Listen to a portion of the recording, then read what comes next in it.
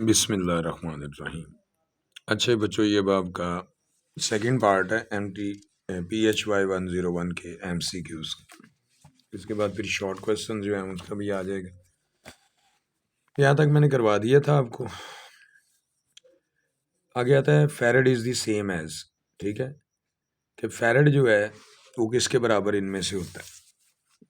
Answer इसका यहाँ पर है the farad symbol F is the unit of electrical capacitance. Electrical capacitance क्या होती है? The ability of a body to store an electrical charge. ठीक है, कोई कितना चार्ज कोई बॉडी जो अपने अंदर स्टोर कर सकती है उसको उसकी कैपेसिटेंस कहते हैं। ठीक है, तो SI यूनिट्स के अंदर जो है एक फैरेड बराबर होता है 1 कूलम 1 वोल्ट पर 1 वोल्ट जिसे कहते हैं बटे में। ये बुक में देखोगे तो वो यूं लिखा होता है Q/V, यानी आपकी बुक के अंदर C लिखा हुआ है Q/V। तो Q जो है इसकी होती है 1 कूलम और इसकी क्या है 1 वोल्ट। तो C/V जो है वो इसका एग्जैक्ट आंसर है। यहाँ पर ये वाला आंसर है इसका। ठीक हो गया जी। बाकी ये एक इंग्लिश फिजिस्ट थे माइकल फैराडे, उन्होंने इसको सबसे पहली मर्तबा जो है इसकी थ्योरी दी थी कैपेसिटेंस के हवाले से। और 1 फैराड इसके भी बराबर होता है, ये भी आपने याद रखना, इंफॉर्मेशन है। नेक्स्ट आपके पास है कि the wavelength of red light is 700 nanometre, its frequencies, इसकी फ्रीक्वेंसी क्या है। ठीक है जी, वैसे तो इसमें इसका आंसर दिया ही नहीं हुआ, फ्रीक्वेंसी इसकी ये वाली होती है। तो ये बहुत सारे आपके इसके अंदर गलत मार्क होते हैं, तो इसलिए फिर आपने करेक्शन ठीक तरह से कर लें। Visible red light with wavelength of 700 nanometre, ठीक है, as a frequency of 4.29 into 10⁻14 hertz होती है and an energy of 2.84 into 10⁻⁻19 joule per photon है और 171 किलो जाउल पर मोल ऑफ फोटान्स। ठीक हो गया, तो ये चीज़ें आपने याद रखनी इसमें, ये भी एक इंफॉर्मेशन है, इसके मुताबिक ये भी ये ध्यान में रखिएगा। तो फिर यहाँ पर इसका आंसर दिया ही कोई नहीं हुआ। ठीक है, ये एक्चुअली है 4.29 है, नहीं उसकी जगह 3 भी, अगर 30 भी लिखा हुआ तब भी ये हो सकती। ठीक हो गया, ये इसकी वैल्यू होती है हर्ट्ज के अंदर। इसके बाद है अगला आपके पास जो आ रहा है कि Fahrenheit and Kelvin scales agree numerically at a reading of, ये कहाँ पर इक्वल होते हैं। तो इसमें ये सारी इन्फॉर्मेशन दे रहा हूँ कि इसके अलावा अगर आपसे पूछ लेता है, वैसे तो 32 डिग्रीज फ़ारेनहाइट बराबर इसका 273.15 केल्विन है। The temperature at which Fahrenheit and Kelvin scales give the same reading is 574.25। तो ये इसका करेक्ट आंसर है। अब इसमें कुछ और भी इंफॉर्मेशन आने लगी है। नोट करना है kelvin and Celsius scales never कॉन्साइड। अगर आपसे कोई पूछे कि केल्विन और सेल्सियस कहाँ बराबर होते हैं तो वो किसी जगह पर भी बराबर नहीं होते। The Kelvin to Fahrenheit formula also known as K/F formula is given by F degree बराबर होता है K-273.15 इंटू 9/5 + 32, या यूँ लिखा जाता है इसको। इसकी मदद से आप K को कन्वर्ट F में कर लेते हैं। It is use to convert the temperature of from Kelvin to Fahrenheit. फिर एक और इन्फॉर्मेशन ले लें, Fahrenheit and Celsius scales are equal या intersect at this -40 degree Celsius and -40 degree Fahrenheit. ये तो है आपका फ़ारेनहाइट एंड केल्विन के इक्वल होने का, और ये किसका है आपके पास फ़ारेनहाइट और सेल्सियस के इक्वल होने के, F एंड C के इक्वल होने का। ठीक है, ये इन्फॉर्मेशन याद रखनी है आपको। इसके बाद अगला आपके पास आता है ये वाला, velocity is defined as rate of change of position, acceleration is defined as rate of change of velocity with respect to time, ये आपको पता है। Which of the following is scalar quantity, scalar कौन सी है स्पीड, तो बाकी ये सारी वेक्टर होती है। Which of the following is vector quantity, तो वेक्टर मैस भी वेक्टर नहीं होता, डेंसिटी भी नहीं होती। ठीक है, तो इसके अंदर वैसे तो कोई चीज़ मेंशन नहीं है, स्पीड भी नहीं है, टेम्परेचर भी नहीं है, वेक्टर कोई भी नहीं है, ठीक है। ये सारे ऊपर वाले सारे स्केलर्स थे। फिर वो कहता है which of the following is not an example of accelerated motion, ठीक है। नॉन एक्सेलरेटेड कौन सी है, ठीक है। याद रखना है कि आप लोगों को एक बात इनके अंदर रखनी है कि एक्सेलरेशन जो है बेसिकली आता कहाँ पर है, ठीक है। उसके मुतल्लिक अब आपने ज़हन में रखना है। ये आपके पास वर्टिकल कंपोनेंट जो प्रोजेक्टाइल का होता है उसके अंदर एक्सेलरेशन होती है ग्रेविटी की वजह से। Circular motion at constant speed जो है ये इसके अंदर स्पीड तो कांस्टेंट होती है, लेकिन चूंकि वेलोसिटी जो होती है उसकी डायरेक्शन चेंज हो रही होती है असल में, इसलिए वहाँ पर एक्सेलरेशन आ जाएगा। याद रखिएगा, ये बड़ा इंपॉर्टेंट नुक्ता है, अब आपको बयान करने लगा हूँ मैं। इक्विलिब्रियम जो होता है दो तरह का होता है, एक स्टैटिक होता है जिसमें वेलोसिटी जीरो होती है तो एक्सेलरेशन भी जीरो, ये रेस्ट पे बॉडी होती है। एक होता है डायनेमिक जो कांस्टेंट वेलोसिटी से मूव कर रही होती चीज़, ठीक है, उसके अंदर भी एक्सेलरेशन जीरो होता है। अब अगर यहाँ पर जो है वेलोसिटी तो कांस्टेंट है, लेकिन चूंकि डायरेक्शन चेंज हो रही होती है तो इसलिए एक्सेलरेशन आ जाता है। अगर वेलोसिटी की मैग्नीट्यूड या डायरेक्शन में दोनों में से किसी एक में या दोनों में ही तब्दीली आ जाए तो फिर एक्सेलरेशन मौजूद होता है, तो फिर वो एक्सेलरेटेड मोशन होती है। तो लिहाजा ये भी क्या है, एक्सेलरेटेड मोशन है। ये स्विंगिंग पेंडुलम, तो पेंडुलम जब स्विंग करता है ना तो उसमें क्या होता है, आपके पास ये बॉब जो है यहाँ पर है, तो उसको आप हल्का सा छोड़ेंगे तो ये ऐसे ऐसे हिलना शुरू हो जाएगा, आस्ता आस्ता आस्ता आस्ता फिर रुक जाएगा। तो रुकेगा क्यों, क्योंकि वेलोसिटी के अंदर तब्दीली आ रही है, तो एक्सेलरेशन भी आ रहा है फिर, ठीक है, चाहे नेगेटिव हो। तो यहाँ पर तो दोनों ही चीज़ें चेंज हो रही हैं, ठीक है। तो अगर उसकी डायरेक्शन भी चेंज होती है और मैग्नीट्यूड भी चेंज होता है तो फिर दोनों की वजह से एक्सेलरेशन जो होगा वो आ जाएगा, तो फिर ये भी क्या होगी, एक्सेलरेटेड मोशन होगी। अर्थ्स मून अबाउट सन, तो जो ज़मीन घूमती है सूर्य के गिर्द वो सर्कुलर मोशन हो जाती है यूनिफॉर्म वेलोसिटी से, तो तभी 24 घंटे में दिन रात चेंज होता है ना। लेकिन ये सर्कुलर है, इसमें हर जगह के ऊपर इसकी डायरेक्शन क्या होती है, चेंज होना शुरू होती है। इस वजह से डायरेक्शन में तब्दीली की वजह से एक्सेलरेशन आ जाता है, ठीक है।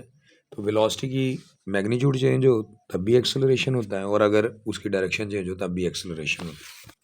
तो ये भी एक्सेलरेटेड मोशन है। Horizontal component of the projectile, ये जो होता है ना नॉन एक्सेलरेटेड होता है। उसकी वजह, जब भी प्रोजेक्टाइल मोशन आनी है ना तो उसकी वजह से क्या क्या होता है कि आपके पास ये प्रोजेक्टाइल मोशन जो होती है ना, इसकी यूं जो यहाँ से अगर आपके पास इसको आप करते भी हो, ये एक वेलोसिटी से निकलता है अगर, तो इसके दो कंपोनेंट होते हैं, एक वर्टिकल और एक हॉरिजॉन्टल। वर्टिकल कंपोनेंट क्या होगा, वी साइन थीटा, अगर ये एंगल थीटा बनाते हैं, और ये क्या होता है, वी कॉस थीटा, ठीक है। ये होता है आपका वाई कंपोनेंट इसका, और ये क्या होता है, एक्स। ये किसी भी पॉइंट के ऊपर आप जाएंगे ना ये कांस्टेंट रहता है, ठीक है। ये अगर पहले इसे एरो इसकी लेंथ ज़्यादा है तो बाद में थोड़ी कम कर दी जाती है, ठीक है। लेकिन ये जो वी एक्स कॉस थीटा ना, ये हॉरिजॉन्टल कंपोनेंट ये कांस्टेंट रहता है, यानी वेलोसिटी जो होती है प्रोजेक्टाइल मोशन के अंदर क्या होती है, हॉरिजॉन्टली वो क्या होती है, कांस्टेंट होती है, ये सेम रहती है हमेशा, ठीक है। ये क्या है, कांस्टेंट है। तो जब वो हॉरिजॉन्टली वेलोसिटी कांस्टेंट होती है, वी एक्स वैसे इसको लिखते नहीं है, वी एक्स तो इसको कहेंगे हम, ठीक है। ये होती है वी कॉस थीटा, ये वी साइन थीटा होती है, इसको वी वाई कहते हैं। तो क्योंकि ये होती ही कांस्टेंट है इसका जो हॉरिजॉन्टल कंपोनेंट है, तो इसलिए इसके अंदर एक्सेलरेशन भी जो होगा वो क्या हो जाएगा, ज़ीरो हो जाएगा, ठीक है। तो ये इसको कहते हैं नॉन एक्सेलरेटेड, ठीक है। ये इसकी रीज़न होती। अब बात क्लियर हो गई, तो ये इसका करेक्ट आंसर है। उसके बाद ये उसने बताया कि particle goes from this to this, displacement vector क्या होगा, डिस्प्लेसमेंट होता है बाद वाले में से पहले वाले को माइनस कर दे, ठीक है।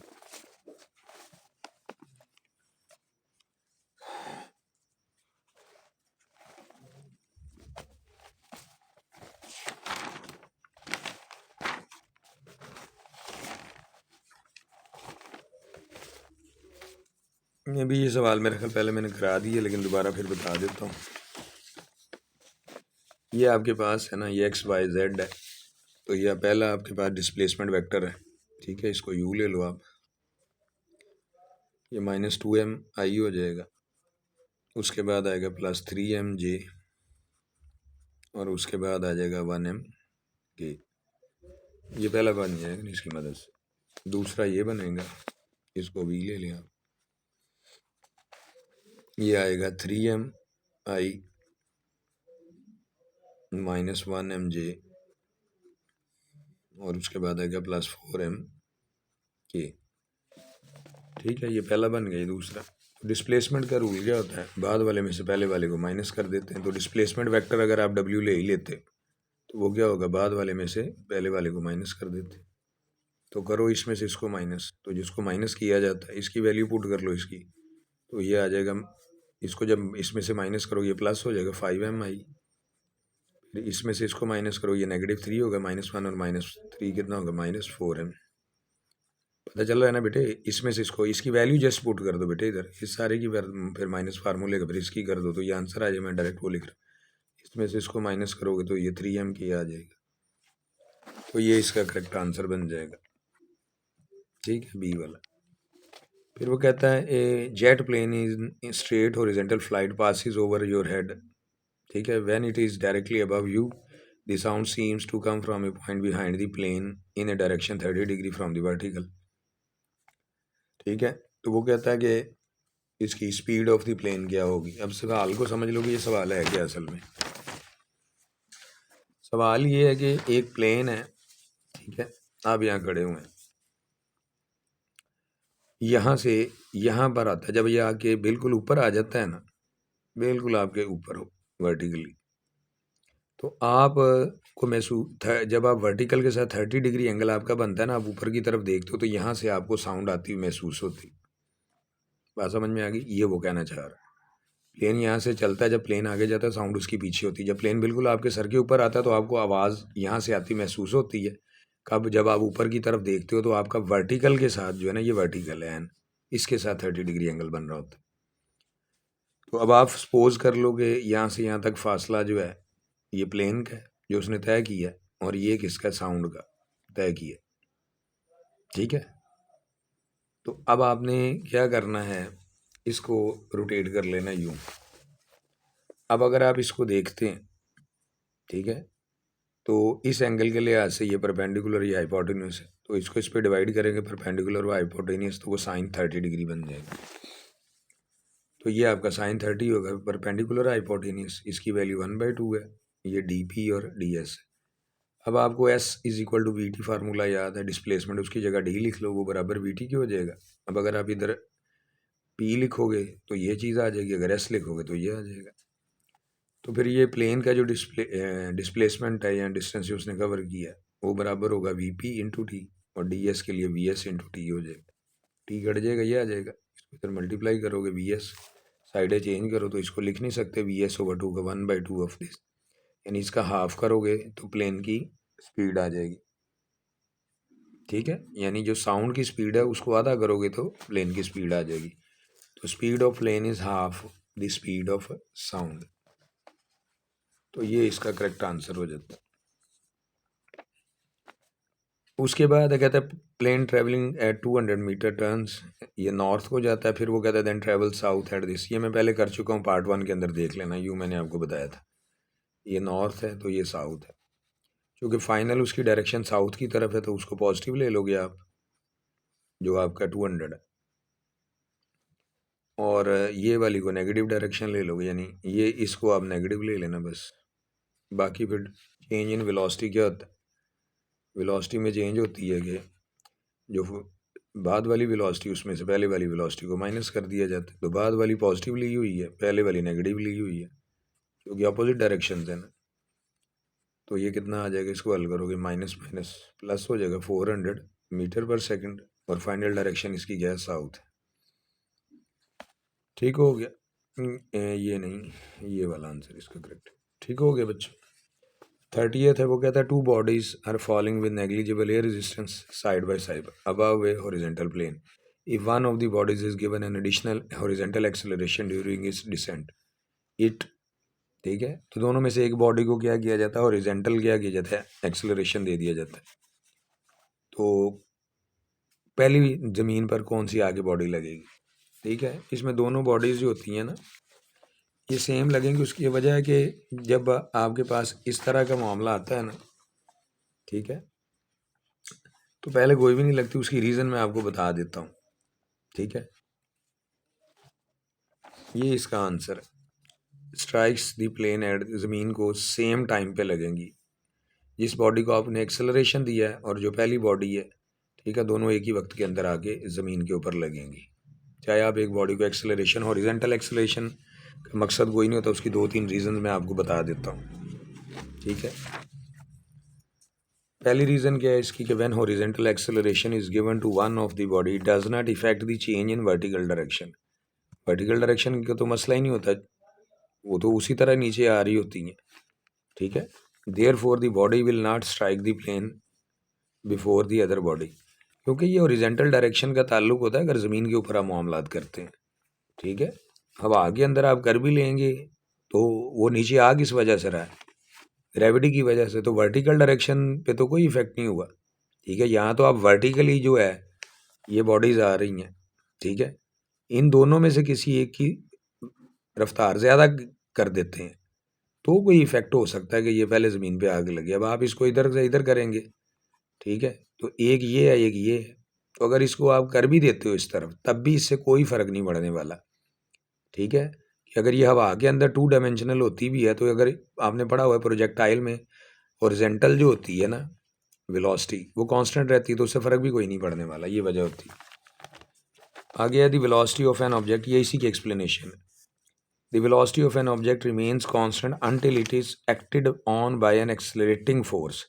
एक्सेलरेटिंग फोर्स के मुसलसल उस पर लगती चली जाए, फिर वो एक बॉडी दूसरी की वजह से कोई जल्दी ज़मीन पे आ सके। Gravity is a vertical force, so if you say that air resistance is negligible the horizontal velocity will not change, ठीक है। हॉरिजॉन्टल वेलोसिटी पे कोई फ़र्क नहीं पड़ने वाला क्योंकि इसमें एयर रेजिस्टेंस ही कोई नहीं है, ठीक है।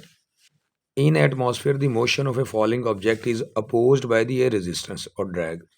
तो अब चूंकि आप कह रहे एयर रेजिस्टेंस ही नहीं है, नेग्लिजिबल है, तो फिर हॉरिजॉन्टल आप देते भी हो तो तब भी कोई नहीं फ़र्क पड़ता। ये याद रखना, अगर एयर रेजिस्टेंस मौजूद हो तो फिर इसकी कंडीशन जब डिफरेंट अप्लाई होती है तो फिर ये हो सकता है कि कोई एक बॉडी दूसरे की निस्बत, ठीक है, कोई जल्दी गिरे या कोई बाद में गिरे। लेकिन इसमें उसने ये कहा हुआ है आपसे कि नेग्लिजिबल एयर रेजिस्टेंस है, ये असल में रीज़न है। ये मैंने आपको सारे इसके पहलू बता दिए।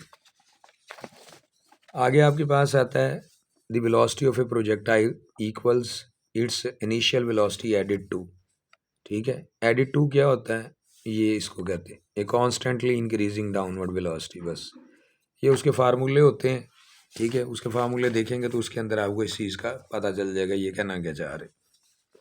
अब इसकी रीज़न क्या है, ठीक है। अब ये प्रोजेक्टाइल का पूरा टॉपिक है, उसके अंदर मैं आपको ड्रा करके बता भी सकता हूँ सारा, तो फिर वो इसकी एक्सप्लेनेशन ज़्यादा लंबी हो जाएगी, ठीक है। अगर आपने जाननी भी होगी मैं किसी और वक्त में एक्सप्लेन कर दूंगा। फिर वो कहता है stone thrown from the top of the tall building follows a path that is. जब भी आप उसको थ्रो किया जाता है तो वो पैराबोलिक होता है, इस फॉर्मेट के अंदर आता है यूं, तो इसको पैराबोलिक कहते हैं। एक होता है वैसे ड्रॉप करना, तो वो उसमें सिर्फ वर्टिकल डायरेक्शन होती है। अब आता है कि identical guns fire identical bullets horizontally at the same speed from the same height above the level planes, one on the earth and one on the moon। Simple, आपने ज़मीन पे खड़े होके एक हाइट पे फायर की बुलेट, ठीक है, और उतनी ही हाइट आप मून के ऊपर खड़े होके करते हो। विच of the following 3 statements true, इनमें से ट्रू है कौन सी। Horizontal distance traveled by the bullet is greater for the moon. The flight time is less for the bullet on the earth. The velocity of the bullets at impact are the same, ठीक है। अब इसका correct answer कौन सा है वो मैं आपको रीज़न के ज़रिए बता देता हूँ। एक बात ध्यान में रखना कि जो ग्रेविटी है ना उसका मून के ऊपर और उसके ऊपर क्या होता है, ये तो आंसर 31 का मैंने बता दिया आपको। ये प्रोजेक्टाइल मोशन भी हो जाती है, ये सारी मैंने इसमें बताई हुई है। इसका अब आपके पास ये सारा देख लो एक मरतबा ना, ये प्रोजेक्टाइल मोशन, ये मैंने इसकी एक्सप्लेनेशन दी, ठीक है। ये इन्फॉर्मेशन बहुत इंपॉर्टेंट होती है कि किसी और वक्त आपके कॉन्सेप्ट में आ जाती है, शॉर्ट लॉन्ग में, ठीक है। इसको लाजमी पढ़ लीजिएगा, चाहे पॉज करके पढ़ लीजिएगा, ठीक है। अब आप ये देखें कि 30 जो आपके पास थर्ड है उसमें कहता है correct option includes A and B, यानी इसमें करेक्ट आंसर जो है, ठीक है, ए एंड बी का मतलब 1 और 2 जो है, यानी ये जो horizontal distance travelled by bullet is greater for the moon. उसकी वजह ये है कि इसके अंदर ग्रेविटी होती है ज़मीन पर, मून पर जो ग्रेविटी है उसमें क्या होता है वो देख लो। Because the gravitational pull of the earth is 6 times the gravitational pull of the moon, यानी मून की निस्बत, चांद की निस्बत ज़मीन के अंदर 6 गुना ज़्यादा ग्रेविटी का पुल होता है, ठीक है। तो इस वजह से ये पहली स्टेटमेंट ट्रू है, the horizontal distance travelled by the bullet is greater than for moon, ठीक है। यानी अगर आप बुलेट ज़मीन पर फायर करते हैं और चांद पर, दोनों में फ़र्क क्या होगा, ठीक है, कि अगर ज़मीन मून पर वो 10 किलोमीटर करती है, ठीक है, या 6 किलोमीटर करती है, या 1 किलोमीटर करती है, तो फिर ज़मीन के ऊपर वो 6 किलोमीटर करेगी, क्योंकि 1 और 6 की निस्बत है। मून पर अगर गोली 1 किलोमीटर का फासला तय करती है तो ज़मीन पर 6 किलोमीटर का करेगी ये। फिर the flight time is less for the bullet on the earth, ठीक है।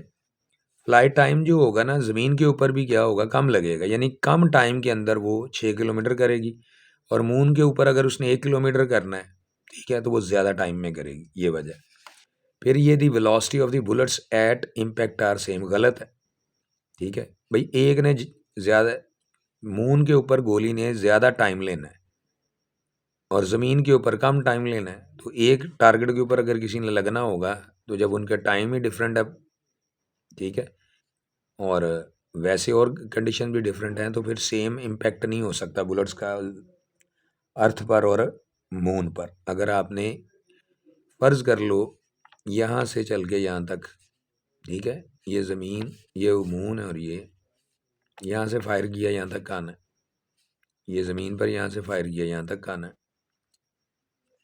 फ़र्क क्या होगा दोनों में बता दिया आपको। एक ये जो है अगर 1 किलोमीटर करती है तो इसने कितना करना है, 6 किलोमीटर, वर्ज करो ये 6 ही है, और इसने अगर टाइम लेना है कितना, ठीक है, जितना भी ये चलना है, फ़र्ज़ कर लो ये तो ये 1/6 की निस्बत है, इसने यहाँ तक पहुँचते हुए फ़र्ज़ करो क्या करना है, 10 सेकंड लेने हैं, ठीक है, तो इस 12 सेकंड लेने हैं, तो इसने फिर क्या करना है, 2 सेकंड में पहुँच जाना है, ये इसका मतलब असल में होता है। मैं मिसाल दे रहा हूँ ना, ठीक है। तो एक चीज़ जो है 2 सेकंड में पहुँच रही है, एक 12 में पहुँचेगी, तो सेम टाइम इम्पैक्ट नहीं है, बुलेट एक टाइम इम्पैक्ट में नहीं, दोनों एक ही वक्त में यहाँ नहीं पहुँच रहे, तो इसलिए उनका इम्पैक्ट सेम नहीं होगा, ये वजूहत। अब बात क्लियर होगी, दोबारा से देख लें। ज़मीन के ऊपर ग्रेविटेशनल पुल 6 गुना ज़्यादा होता है मून की निस्बत, इसलिए ये पहली स्टेटमेंट भी ट्रू है और दूसरी भी ट्रू है, ठीक है। जब पहली दूसरी ट्रू है तो फिर तीसरी फॉल्स हो जाती है, ठीक है, क्योंकि वो सेम टाइम उनका इम्पैक्ट का नहीं होगा, तो इसलिए ये ऑप्शन करेक्ट है। 33 ये हो गया, ये मैंने बता दिया आपको। आगे 34 है क्वेश्चन, उसमें स्टेटमेंट ये कहती है 34 के अंदर,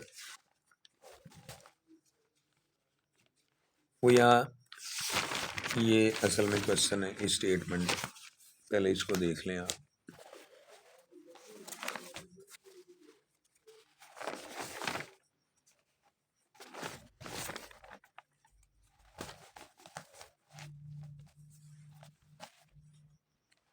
ये स्टेटमेंट कहता है ball is thrown horizontally from a 20 metre high hill, it strikes the ground at an angle of 45 degree, use G this, ठीक है, with what speed was it thrown, ठीक है, तो किस स्पीड से थ्रो किया गया। इसका आंसर तो 20 है, लेकिन कैसे वो देख लें। ज़मीन को स्ट्राइक करता है 45 डिग्री पर, so horizontal and vertical components are equal at that moment. 45 degree पे जो होता है ना, जो कि साइन 45 और कॉस 45 क्या होता है, 1/2 स्क्वायर रूट होता है, तो हॉरिजेंटल और वर्टिकल क्या होंगे, कंपोनेंट सेम होंगे, जो फाइनली उसके ज़मीन पे लगने की वेलोसिटी। थ्रोन हॉरिजेंटली, जब हॉरिजेंटली थ्रो किया जाता है, so vertical component of the velocity present only due to acceleration due to gravity. Horizontally जब थ्रो किया जाता है, जब आपने थ्रो कर दिया उसको, ठीक है, तो अगर तो आपने इस फॉर्मेट के अंदर थ्रो किया, तो ये प्रोजेक्टाइल मोशन के अंदर आपको मैंने बताया है कि ये हॉरिजेंटल कंपोनेंट वेलोसिटी का कांस्टेंट होता है, ठीक हो गया। तो सिर्फ जो इम्पैक्ट हो रहा होता है वो किस चीज़ का और होता है, ये जो वर्टिकल, क्योंकि जब आप इस पॉइंट पे आएंगे ना यहाँ पर, तो ये डाउनवर्ड एक्ट कर रहा होता है, ये फिर भी कांस्टेंट होता है। तो सिर्फ वर्टिकल यानी होगी ग्रेविटी की वजह से वर्टिकल मोशन जो होती है ना, उसको काउंट किया जाता है। ये तो वैसे ही कांस्टेंट होता है, हर पॉइंट के ऊपर ये कांस्टेंट चल रहा होता है, इस पे ही इम्पैक्ट आ रहा होता है, ठीक है, वर्टिकल ग्रेविटी की वजह से। क्लियर हो गई ये बात? ये दोनों पॉइंट क्लियर है। अब 20 मीटर हाई हिल है, इसका मतलब क्या है कि जो डिस्प्लेसमेंट है वो 20 है। ए जो है ग्रेविटेशन का यूज़ करना है ना आपने, जी वाला, तो यहाँ जी लिख लो 10। इनिशियल वेलोसिटी तो 0 थी उसकी, फाइनल आपने मालूम करनी है, तो ये 20 मीटर क्या हो जाएगी पर सेकेंड। अब बात क्लियर हो गई? तो ये कॉन्सेप्चुअल स्टडी होती है बेटे। बाकी आप लोगों के लिए मैंने आपको बताया पहले भी, एकेडमी मौजूद है। ये पूरे पेपर्स के दौरान ही बेटे रात के वक्त तैयारी चलती होती है बच्चों की।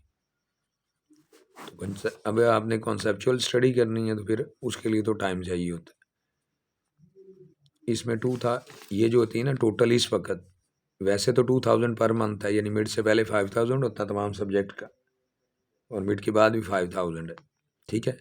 CS की तैयारी है मुकम्मल, इसमें MTH की है, ENG की है, और MGT की होती है, ठीक है। 0 सेमेस्टर के लिए भी है, फर्स्ट सेमेस्टर और सेकंड के लिए, ठीक हो गया बेटे। अगर किसी को फिर भी कोई पॉइंट क्लियर नहीं होता तो ये नंबर मैंने दिया हुआ है, आप मुझसे डिस्कस कर सकते हैं, ठीक है। कोई कन्फ्यूजन नहीं लेनी बेटे। मैं चूँकि मेरा तरीक़ाकार बच्चों नॉलेज का देने का है, कॉन्सेप्ट्स का और स्किलफुल आपको बनाने का है। वो जो होता है ना paper he point of view के नंबर ही लेने हैं ना, उस प्रेशर के अंदर बच्चे जो होते हैं ना, फाइलों के ऊपर फाइलों को रट्टे तो लगा लेते हैं, लेकिन कॉन्सेप्ट नहीं उस तरह से क्लियर कर पाते, ठीक है। तो मैंने ये जो नॉलेज दी है आप लोगों को, इसको ज़ाया ना कीजिएगा, अच्छी तरह डाइजेस्ट करके फिर अटैम्प्ट कीजिएगा। मज़ीद जितना टाइम बनेगा और भी आपको डाटा दे दूँगा, ठीक है। और अगर आपको लगता है कि नहीं कोई वीडियो आ पाती है बेटे, जो कि 6 सब्जेक्ट होते हैं, सबको देखना पड़ता है, तो एकेडमी में बच्चों ने ज्वाइनिंग की हुई है क्रॉस पाकिस्तान, वहाँ वो फिर डेली अपनी प्रॉब्लम डिस्कस करते। एकेडमी बेटे उन बच्चों के लिए जिन्होंने इंटर के अंदर यहाँ तो मैथ फिज़िक्स पढ़ा ही नहीं होता, अगर पढ़ा होता है तो पास पेपर्स के ज़रिए पढ़ा होता है, अब आगे वो प्रॉब्लम का शिकार होता है जब कंसेप्चुअल स्टडी होती है, ठीक है। तो ऐसे स्टूडेंट्स के लिए जो है ना ज़्यादा आसान कर देता हूँ मैं चीज़ों को, ठीक है। God bless you.